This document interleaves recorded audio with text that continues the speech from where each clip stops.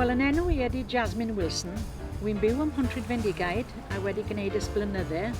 Wy'n gweithio gyda'r cyngor sir fan hyn yng Ngheredigion ac fi ydy'r rheolwraig y gwasanaeth glanhau. Dyma ngwaith, wy fan hyn yn Nghanefin ac wy wrth y modd. O'n I am cael bod yn rhan o'r plas oherwydd wy'n hoffi wy'n hoffi challenge newydd ac o'n i'n teimlo fydde hwn yn rhywbeth newydd I fi, fydden ni wrth y modd. Taflwch fi mewn yn y pen dwfn ac mi gna fi nofio o ryw fath I gilydd.